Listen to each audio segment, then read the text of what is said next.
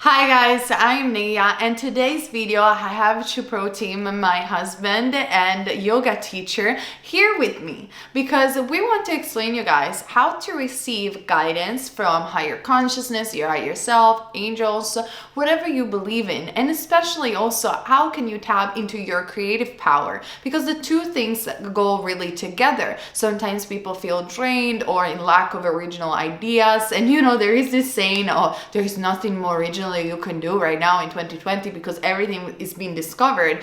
I highly disagree with this, because otherwise Steve Jobs wouldn't have invented the iPhone if he would have thinking that way. And back in the days, there were a lot of things that were already being discovered. Everything is always changing, and especially in spirit world and in universal consciousness, everything is expanding and everything can always be rediscovered, and you can always tap into your creative power and have guidance. So how do you do it? Because we were talking this morning with Shuprotim, that again has been studying yoga for 15 years and teaches yoga actually, and currently also he has the 7-step vortex program down below if you guys want to download it. So you were explaining to me how to do it because you also study art before yoga. Yeah. So why don't you share it? How they can receive guidance and especially tap into their creative power effortlessly in a way. Right. So there is a part of your consciousness or your brain, if you want to put it in a physical sense, that is able to tap into that dimension where it is filled with ideas.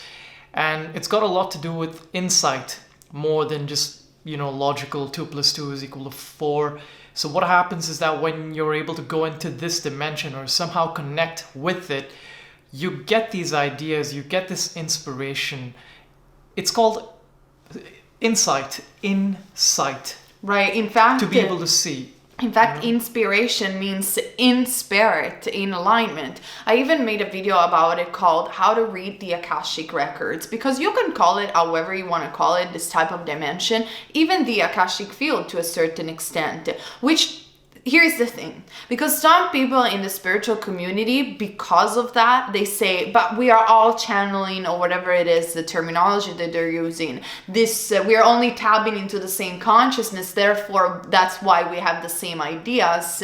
That doesn't mean we're copying each other. But that is actually not true, because infinite awareness has infinite awareness. Therefore, we'll always come up with original ideas, because on a physical level, we can only perceive our narrow perspective, because this existence is a life and a game of perspective. But on an infinite awareness plane dimension, you have infinite possibilities.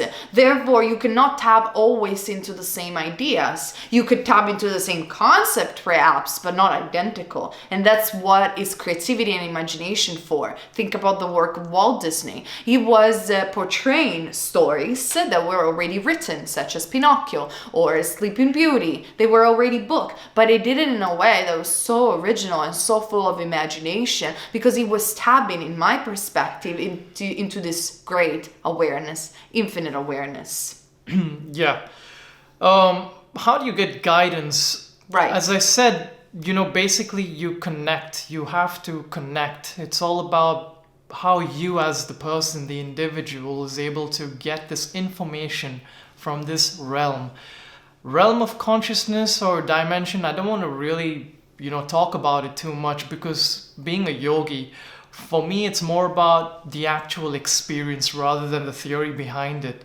So what I tend to do is I go into meditation, and there's this whole process of going up the chakras. And if you've read some of the more authentic books on chakra systems, you find that certain powers are developed on your journey along this Kundalini awakening, where you get certain insights into reality, where you're able to sort of understand things that you've never been able to understand before, even through conventional science, but you understand it in a very intuitive way.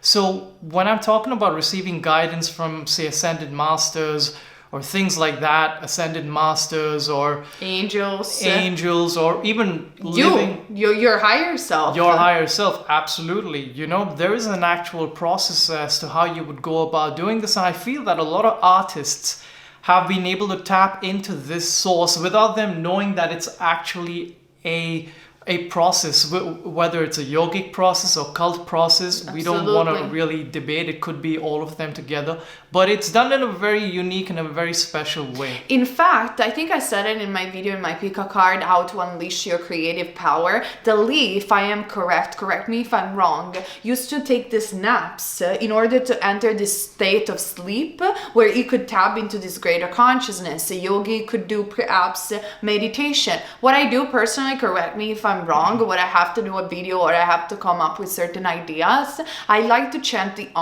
because that brings me immediately with the vibration of that mantra in alignment into a great place of stillness where I don't hear my thoughts. I really don't anymore after you chant it for a prolonged series of time. And then all of a sudden in that space of nothingness, a sparkle, an idea comes. And boom, you just do it and you just have it. Now, I explain how to chant the in my e-course, Co-Creating Your Reality, because the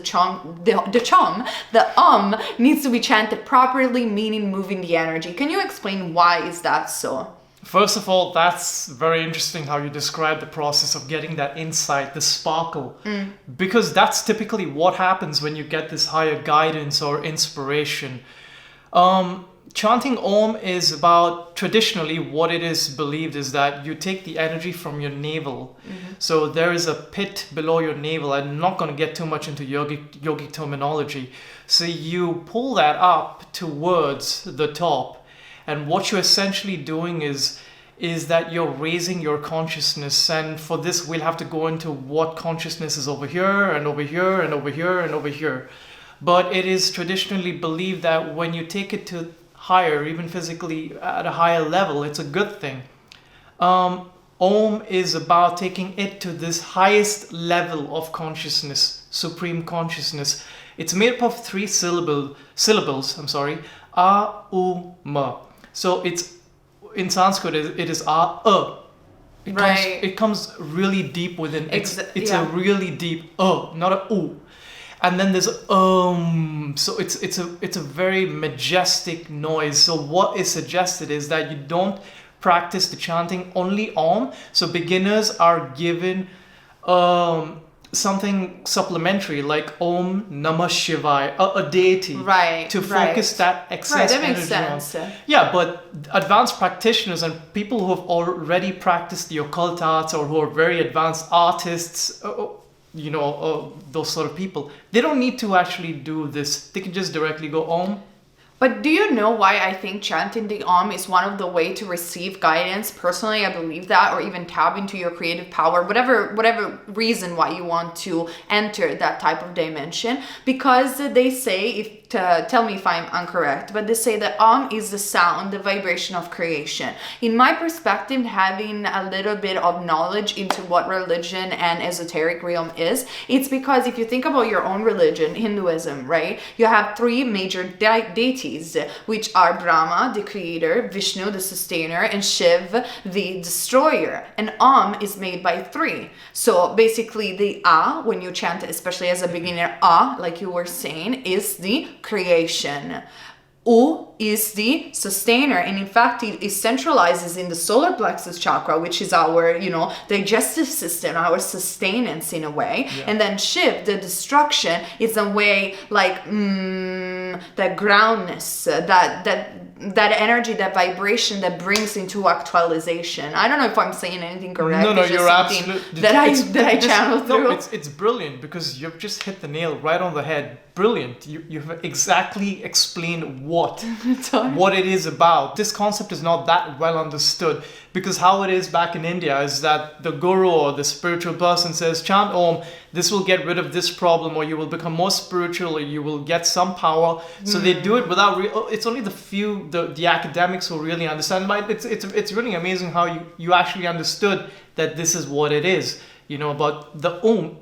The Om part is actually the sustenance, and Vishnu is the one who sustains the universe. So, but if you think about it, not just in Hinduism, you have Trinity also in the triple goddess, in Wicca and witchcraft, in paganism, but you also have the Father, the Mother, and the Holy Spirit. So it's the same 3 forces. So you see them in every religion, basically. But apart from that, so in a nutshell, how can people receive guidance, possibly easily, or tap into their creative power. And again, I'm gonna be a little bit boring, but I want you guys to know this, especially if this is the first video you're watching from us, entering your point of stillness. Practical advice, stop comparing yourself to others if possible. Just tap into your inner stillness, what your thoughts are. If you cannot shut down your thoughts, let's say in a meditation, that's perfectly fine, because you don't have to control them, but let them go and allow what is truly you, what is truly within you, that subtle voice, to talk to you. And through that, you will hear wisdom. I even channel in my book A Message for You, Ray actually, A Message for You, that you can find on Amazon and Amazon Kindle. If you want to give any specific practice that even a beginner can do, apart from chanting the Om and what we said already, I would highly appreciate that. So basically, when you see artists or people or even cinematographers who get this inspiration, they're looking up, into the sky. It's basically because the mind is vacant. They're not allowing the logical side of the brain to really overpower that part of the mind which is responsible for receiving inspiration and insight. And so when you chant the Om, you're basically going into this vacant space, which is considered to be the highest consciousness. So science and yoga can somewhere correlate with each other, but just chanting Om itself is enough to still your mind and receive this higher guidance. It is a process that's going to take a while. It does not happen in a day, and it depends on how advanced the person is already. So it could take from anywhere 3 months to 6 months to a year. But eventually you do start getting trickling down of thoughts from various dimensions, if you want to put it in a certain way. And you get this guidance, you start hearing voices. Don't listen to all kinds of voices, but then it's a process of understanding which is the right voice, the wrong voice, the voice of intuition versus the voice of ego, and all of these things. It's about discernment. And we even made a video about meditation in our channel, Shiprotim and Virginia, which is my real name, by the way, if you want to know more about what meditation is. Because I have another question for you. When people ask me, but how do I meditate, or what do I have to do? Is a meditation just sitting down and meditating? And usually we hear some people, in the spiritual new age community advising listening to music and meditate, and you will say, actually, that's pretty wrong, or that's not wrong. It's the wrong word. I would say it's not advised. Why? What would you say to a person that doesn't necessarily want to sit down and meditate, or might have done it in not the most appropriate way, like listening to music, for example? What do you think about that? Because music is basically sound waves, and you want the mind to be silent and still. Now, why would you want something vibrating to create any kind of movement in your mind? You want your mind to be absolutely still and free from any external influence, so that you are solely connected to universal consciousness and not to any other kind of consciousness, which music is basically harmonizing of these sound waves and yada yada yada. It activates it activates a certain part of the brain, which can lead to a kind of secondary or tertiary meditative consciousness. But the primary meditative consciousness is the highest of the tantric sort of meditation, where it's absolute stillness, no chanting, no nothing, absolute vacancy of mind. And when you listen to music, it becomes a distraction, because the music actually distracts you from becoming absolutely one-pointed and focused. So that is basically the reason why you go to ashrams or you go to spiritual centers around the world. They tell you, they find you with the phone with the speakers, and they're going to be like, hey, what are you doing? I mean, like, right. When he was in the ashram, you couldn't even have the phone with you. Nothing at all. In fact, I think I explained in some of my videos, don't wake up immediately looking at your phone. Try to be at least 1 or 2 hours when you're waking up or trying to have guidance away from any devices, because these are waves that got into your vibration and that cluttered your vibration. Not even mentioning enter social media in and of itself, and how that can make you like a sponge of information that you don't need in your present life or in your daily life. That doesn't mean that you cannot use it, but you must use it with awareness, which is a different thing. One thing is to be swayed by everything, and another thing is to be like Ganesh riding the chariot, and his vehicle is the ego, therefore the mouse. Absolutely. If we have to make and if you think about Hindu goddesses that I really love and adore, every Hindu goddess has a vehicle vehicle. Durga has the lion, Kali has the fox, which are all representative of how they're using their soul to thrive into a physical reality. In the Bhagavad Gita, even Krishna with Arjuna uses a chariot. It's deeply metaphorical, that. Deeply right? metaphorical. Am I correct? Deeply metaphorical, absolutely. Right. So, in a nutshell, In a nutshell. what people have to do to receive guidance, quiet their mind. They just have to quiet their mind and access that vacancy of space, that vacant space of consciousness, which is, it's so hard to explain because you have to experience it. You have to get away from logic. Like, for example, listening to music. No, you have to get away even from that. You have to really tap into that dimension. Sit down quietly, chant the Om, or sit down and just allow your mind to empty itself. And then what happens is that when you empty your mind of the things that happens in normal everyday life, the things that bind you down to a certain kind of thinking, you are able to access that other kind of thinking. And chanting the Om is different from listening to music because you're moving a vibration. Absolutely. You're not receiving a vibration that somebody else has made for you, which could have been also a good intention, not saying bad intention or anything like that, but it's different. You're moving your personal prana, your breath, your vibration to create that place of stillness, not mentioning the Om in and of itself is the sound of creation for the reason that we have explained before. Now, in order to know, because I know a lot of people then comment down below or text me on Instagram, but how do I do it? I don't have time. How do I do it? Everything that has to do with higher consciousness and spirituality, real spirituality in a way, guys, you need to put the work and find even 5 minutes of your time to dedicate yourself into it. I wrote books about it. My Angel Oracle book can help you receive guidance.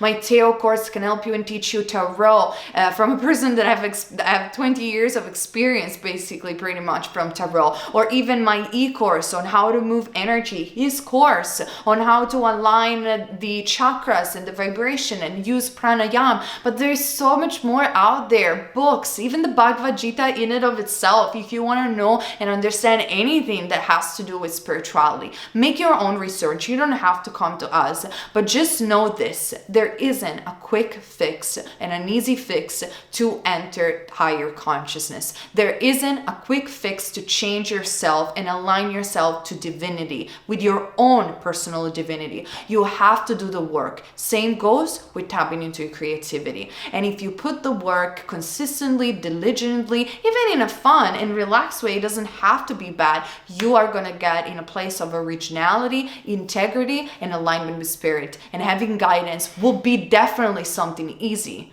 at the end of the road. Thank you guys for having us today in your homepage and for watching this video. Comment down below if you have any question or if you want to talk even with your pro team, you can answer for sure on the comment section. Follow us on Instagram and check us also out in Virginia and Pro Team channel, where we made videos about chakras, meditation, and yoga.